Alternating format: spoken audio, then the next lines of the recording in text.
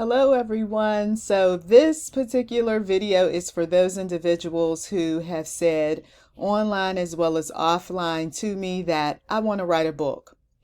And many of these individuals have come to this conclusion because over the years I've talked to them about writing books. I've also helped people write books. And of course, there are those who want to write specific books, books that have been in their spirit a long time. And so, therefore, I just want to simply tell you the fastest way that you can get the information out of your mind and ready to rock and roll. So this is one of many chats that are out there. I chose this one because it is, of course, the most popular. It is easy to use, and we're going to get some information rather quickly. So for those of you all who are ready to rock and roll, let's do it. You're going to go over to chat.openai.com. You will then, of course, log in using your Google or any other options that are given to you. You can create your your login information, and then from there, we are going to begin the process. Now, whatever your book subject is, this is what you're going to create the outline for.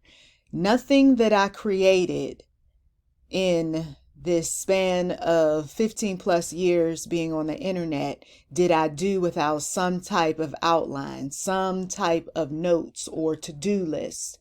So if you are not coming up with this sort of thing, your book is going to be confusing. You will run into some roadblocks. You will find yourself either repeating the same old information, or you will end up just getting to a place where you're so frustrated that you just don't know if you said everything that you needed to say. Let me put this book off, and all of the rest that goes into those frustrations. So outline what it is that you intend on doing with this book and who is this book for, okay? So I am going to outline, for demonstration purposes, I'm going to outline a book about a person's journey into adulthood as a survivor of domestic violence.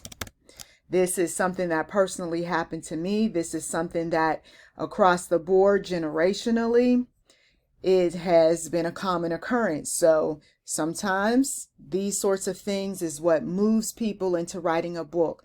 Some type of tragedy, challenge, what have you. Think about your audience. Did your audience go through something like this? Is your audience struggling? Do they need some help with this? That sort of thing. No matter what the subject is, we want to write not just to get some things off our chest, but we want to write to help the person who's reading the book. So now I've just proceeded to click the button here in ChatGPT, and it's giving me an idea in terms of what my book outline for this particular subject matter should be, okay? Now, of course, there are those that you see something that pops up in your outline. Oh, I don't like that. That's not what I want. Oh, this is too wordy, or this isn't, explaining enough about, okay, all of that. Let's just put that off on a shelf somewhere, because if you're too picky about things, you won't get things done. This is just a general outline of whatever your subject matter is, right? Okay, so I don't like the title, Emerging from Shadows, A Survivor's Journey to Adulthood. Don't like it, but no worries there. I've got a working title, something to start off with. My table of contents, I'm going to tailor that based on my specific challenges, the things that I have researched in advance with regard to common issues that people that are in relationships where there's domestic abuse go through, right?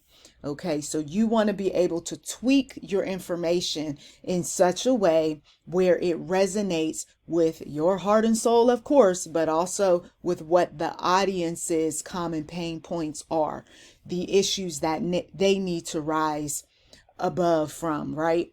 Okay, so it's already given me my table of contents, my prologue, my chapter 1, chapter 2, chapter 3. Maybe I don't want a prologue, right? No worries there. I like chapter 1, innocence amidst chaos, childhood memories, trying to find normalcy and understanding the world through the lens of domestic violence. So I might want to, of course, put that in my own words, the way I talk, right?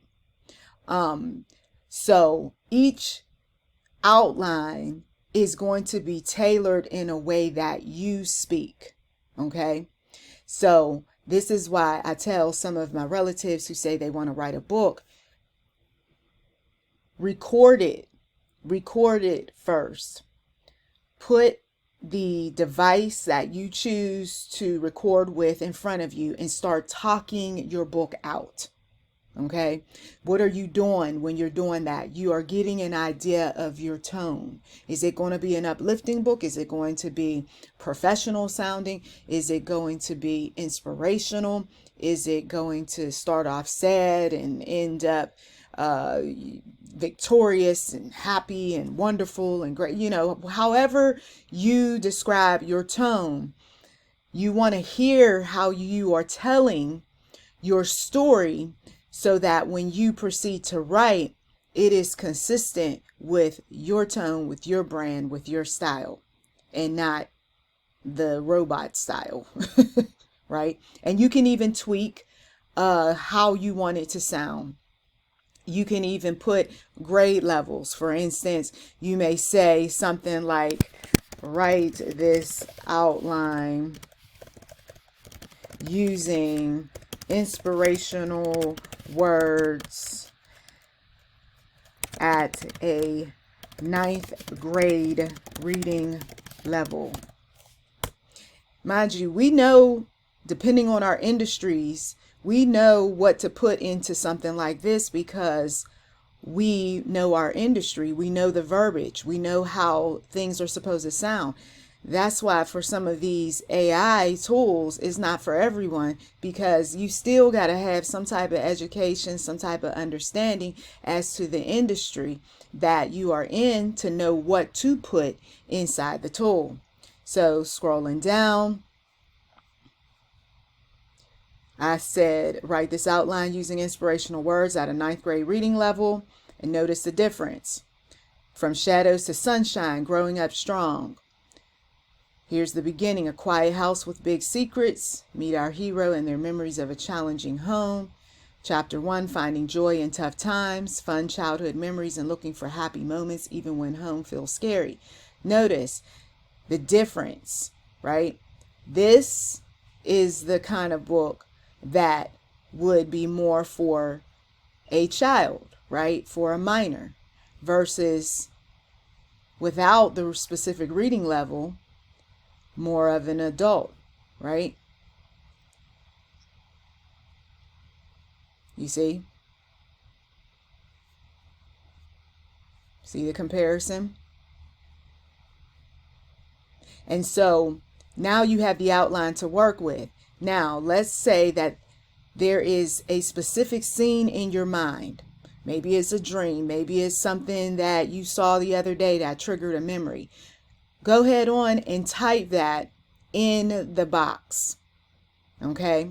You type whatever it is. So, for instance, I recall a time where my abuser was talking about he was going to basically unalive himself, right? Okay, so I go and I proceed to put something, if I want this to be a fictional, and that's the other thing. If you want this to be a fictional or non-fictional book, that needs to be decided. So this way you can go ahead and put those specific details in it. So you could put something like, describe this scene for me. And then you proceed to put in what it is. So for me, it was a kitchen scene where my abuser threatened to commit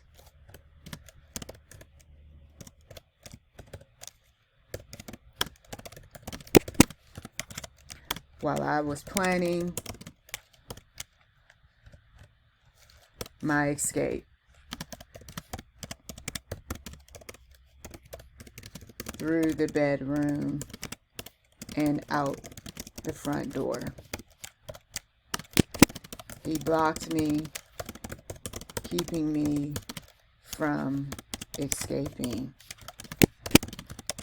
He was visibly angry, yelling, tears starting to form. He didn't want me to leave. All right. So let's say that is the kickoff of the book. Now, there was a word that I placed in the description. That's why you noticed I said unalive when I was speaking to you via this recording, right? So this is the kind of thing that they have in place. So you can't use the word that you saw me type on the screen, right? So you're not going to be able to get the input. However, if I reword it,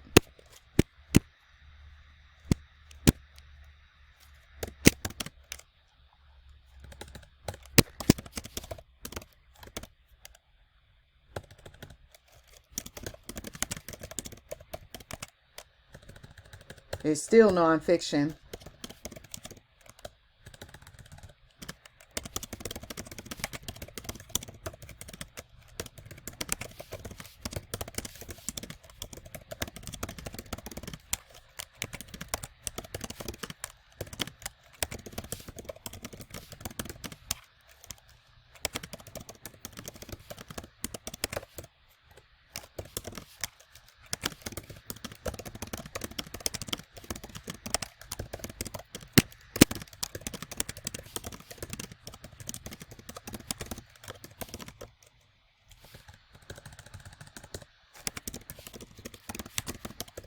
Now notice I'm going to keep the flagged word out of this.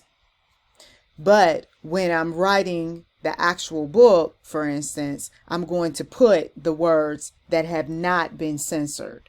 This is the downside of using these tools. You are already being censored, your words are being reworded, all sorts of things. This is why we don't totally rely on this.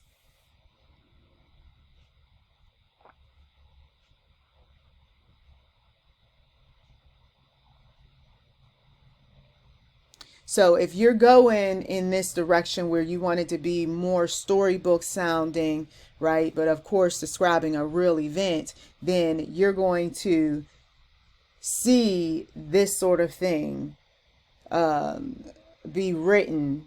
But if you don't want it to sound like that, then you can be able to reword this in such a way where instead of you saying something like the robot saying something like in the stark confines of a cramped room, the atmosphere was heavy with a foreboding tension. No, this was a kitchen scene, right? Which I didn't include, but this was a kitchen scene. And it was feeling like I was being suffocated, having to look at this man with tears in his eyes as he yelled and repeatedly stated expletives, wanting to unalive himself. I had had enough. I looked at him with a mean-spirited face and I said, go ahead on. If that's what you want, do it. You see, that's my voice that you just heard. This, of course, is ChatGPT's voice. But it does give you the inspiration to go ahead and get what's in your head out of it so that you can go ahead on and get this book written. Okay. So this is how things are done nowadays. There are various devices that are out there to help with recording your book. So, for instance, I can ask this, list ways I can write my book quickly. And so what we're going to do here is look at what the AI suggests based on data that it scraped from everywhere on how writers write their book. As you can see, it does show you, right? You do need to create an outline, right? You are going to set time aside each day or week to write your book. Now, there is also the typical, right? To make sure your atmosphere is free of distractions, set your daily word count goals, voice dictation. This is one of the fastest ways that you'll be able, number 6.6 is one of the fastest ways that you're going to be able to get that book going sooner rather than later, okay? Some of these other things here, right? Various writing softwares, all of that good stuff. I will tell you though that the fastest way that I have gotten books done is interviewing myself or interviewing someone else. So what you can do is you can say something like, let's say that your book is about your family member who has gone through a troubling life experience to the point where they almost lost their life, right?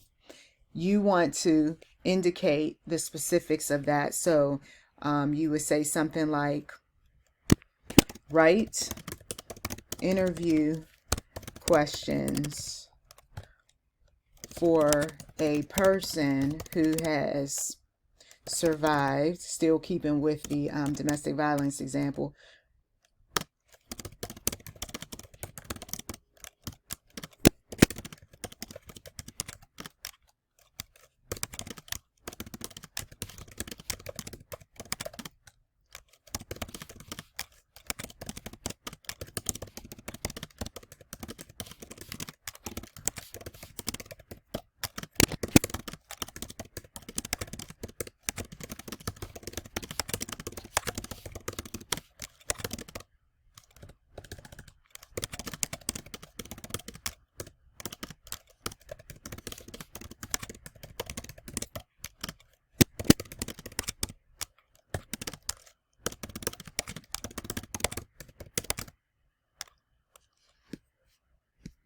Okay, so this is as much as I can type, but good enough for right now.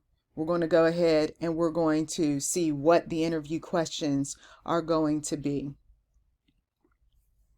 This gives you, once again, another good way, other than the outline, to start writing the book.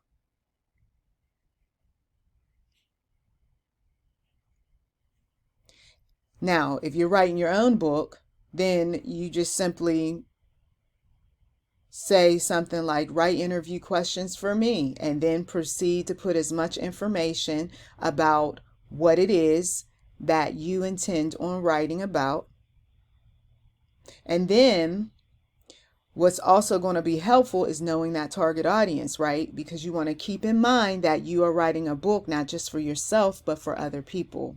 I know that it sounds easy, right? What I just said. But when you begin to write, when you begin to create anything, you will find that you will go off into what you want, how you want it, when you want it, instead of thinking about your audience. And this is where you lose us. Okay. I got too many people who I've talked to that they started off saying, I. And then as I continue to talk to them, it was still about I, while I was saying, hello. Remember your audience. So who would read a book like this? Who is the target audience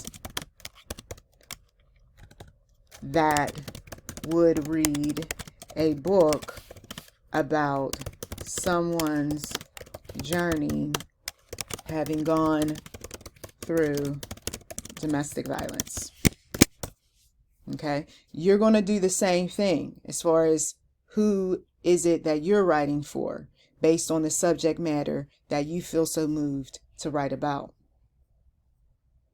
Now, as you can see, we've already got that information about the interview questions. Okay, so we start off with a background and context. This goes for any type of book dealing with any type of challenge. Okay, we need background, we need some understanding as to what is happening here, right? So maybe it's not domestic violence, but maybe it is someone who went from being homeless to now they are successful, or someone who once went through all sorts of issues dealing with a church experience, right?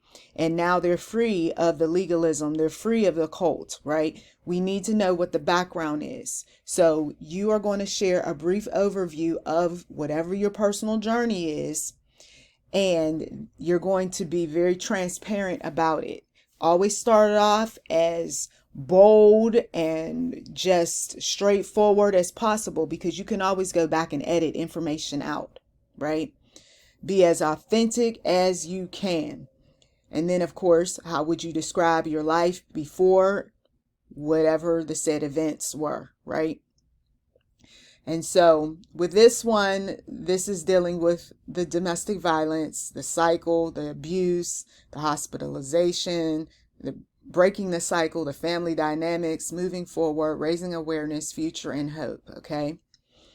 And this is something that over the years I have talked about, but as far as my books go, I don't get into in-depth information about them to the extent of which this outline provides. And that is because it just depended on how I wanted to approach it. Everybody has different ways of approaching things. Many books are already out there that have this typical, question and answer type of thing that goes on within their domestic violence books. Okay, so the target audience, right?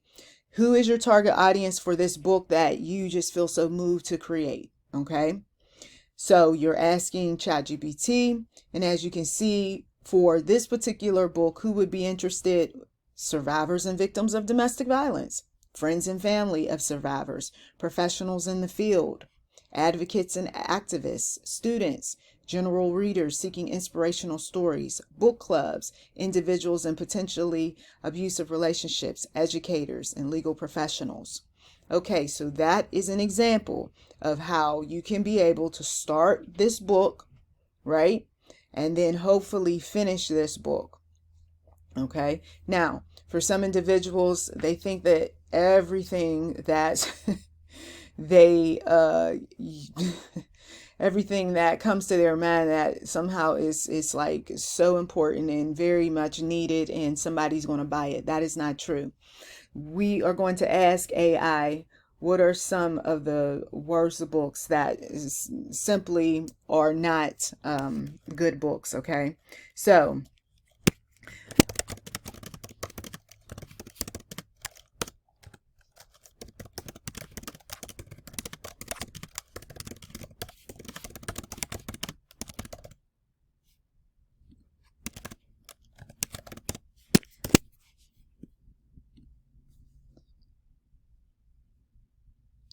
and this is going to be an eye-opening experience for someone in just a moment, because I know you mean well when you say things like, oh, I need to write a book and, all that good stuff. But not every book is meant to be written. There's a lot of books that are in the trash heaps all across our land.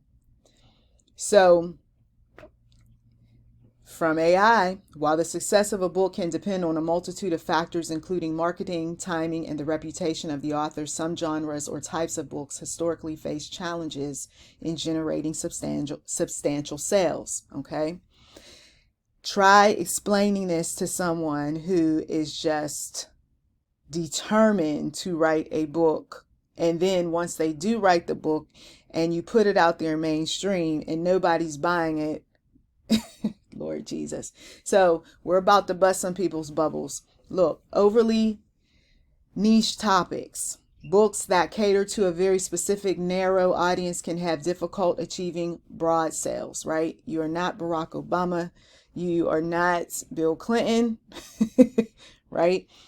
We just aren't. And so we can't afford to be wasting time with topics that just aren't appealing. They have a long history of just not being appealing. Okay.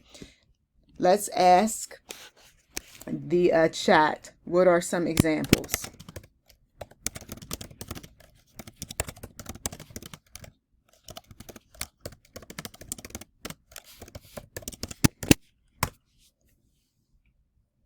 And we'll get into the other points in just a little bit.